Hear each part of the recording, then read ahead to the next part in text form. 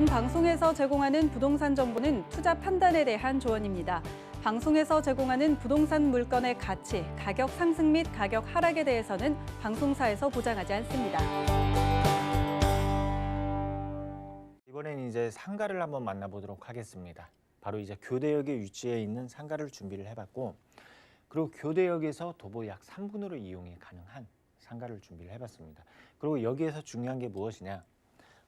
지금 이제 강남 같은 경우에는 대로변에는 그러니까 안테나샵이라고 하죠. 홍보성인 어떠한 업체가 들어와서 어떠한 이제 그 큰 간판을 걸어 놓는다라든지 홍보를 위한 그러한 이제 업종이 굉장히 많습니다. 대로변에는.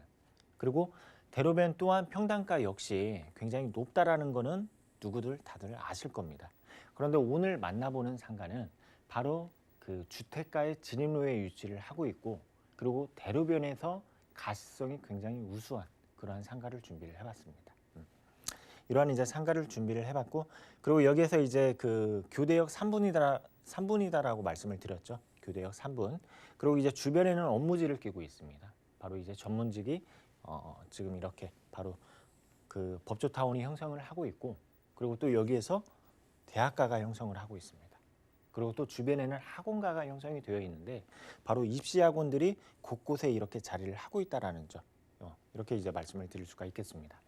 자, 그리고 또 무엇보다도 이곳을 이제 조금 더 이제 말씀을 드리면, 이곳은 이렇게 이제 업무지만 있는 게 아닙니다. 업무지와 그리고 대학가만 있는 게 아니라 주거시설도 함께 있다라는 점이죠. 우리가 이제 상가 투자할 때는 굉장히 유의해야 되는 게 무엇이냐?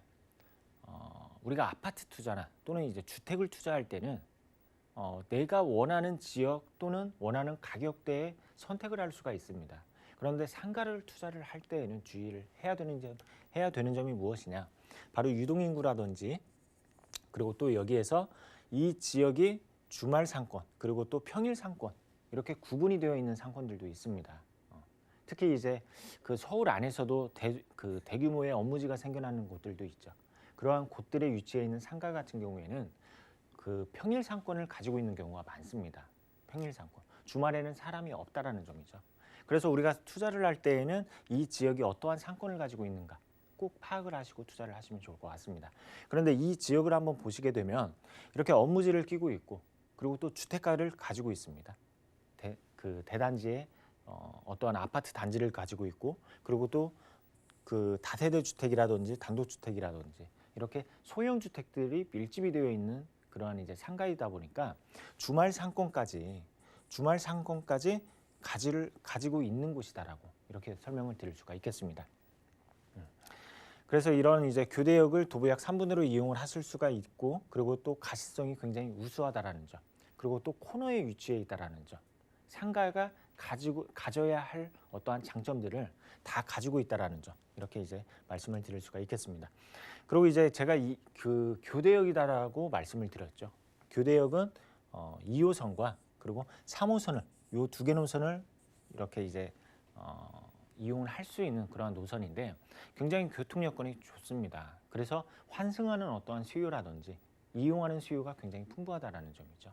이러한 이제 전철 라인, 그리고 하루의 어떠한 유동 인구를 나타내는 그래프인데 2호선 주변으로 어떠한 그 유동 인구가 많다라는 점, 이렇게 이제 말씀을 드릴 수가 있겠고, 그리고 여기에서 이제 과연 서울 사람들은 어디에 거주를 하고 어디에 그 직장이 어디에 있는지 이렇게 나타내는 이제 그 표를 한번 준비를 해봤는데 바로 생활 인구입니다.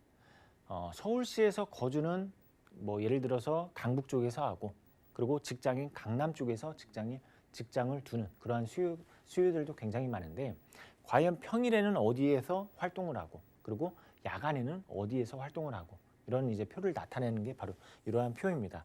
이렇게 이제 짙게 나타내는 그러한 이제 그 자치구가 바로 밀도가 높다라는 건데, 생활 인구, 먼저 이제 주민 등록 인구를 먼저 보도록 하겠습니다.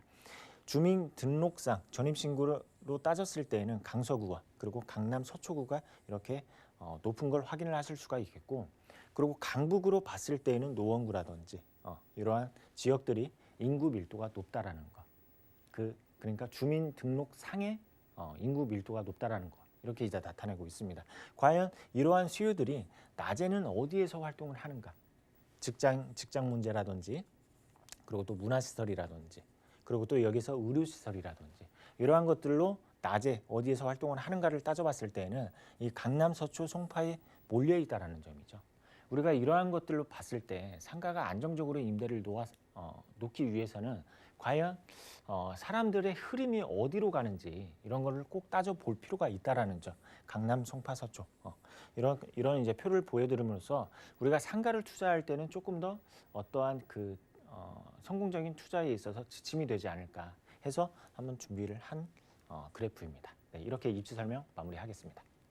네, 지금 설명 듣고 느끼셨을 거예요. 이 서초구 서초동이 이 주택상권과 그리고 업무단지를 함께 끼고 있기 때문에 평일과 주말을 가리지 않고 이용자들이 참 많이 기대된다고 합니다. 자, 서초 대로 일대, 우리가 좀 대로변에서 만나보는 상가니까 개발 호재도 중요해 보이는데 어떨까요? 네, 이번엔 개발 호재를 한번 보도록 하겠습니다. 서초구 바로 교대역에서부터 강남역까지 장기적으로 봤을 때는 개발될 여지가 많다라는 점이죠. 그게 바로 이제 지구 단위 계획구역인데 우리가 지구 단위 계획구역이라 하면 조금 이제 낙후되고 난개발을 막기 위해서 이 지역을 체계적으로 개발을 시키겠다라는 점입니다. 하지만은 단기간에 개발은 안 되고 조금 더 장기적으로 바라볼 필요가 있다라는 점입니다. 과연 어떻게 개발이 될 건가 한번 보도록 하겠습니다.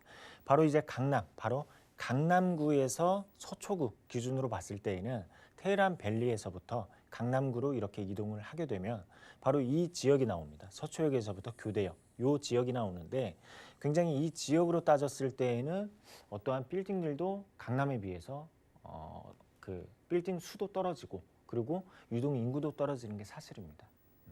이러한 상권 확장을 기대를 해보실 수가 있다라는 점이 있고, 그리고 뭐 롯데칠성 부지라든지, 그리고 또 아파트 재개발이라든지, 재건축이라든지, 그리고 또 뭐 리모델링 사업이라든지 이러한 사업들로 인해서 상권 역시 확장될 수 있는 여지가 있다라는 점 말씀을 드릴 수가 있겠고, 그리고 이제 롯데칠성 부지 역시 지금 현재 창고용 부지로 사용을 하고 있죠.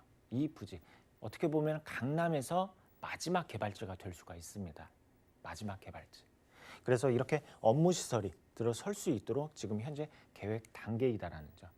업무 시설이 들어서게 되면 그 일대로 유동 인구라든지 또는 상주 인구가 계속해서 증가를 한다라는 점이죠. 그리고 또 한 가지는 무엇이냐? 바로 서초역 일대에 또 하나의 업무 시설이 들어선다고 합니다. 우리가 상가 투자할 때 업무지, 그러니까 업무 시설에 위치해 있는 상가 투자하시는 분들도 많습니다. 특히 지방에서, 수도권에서.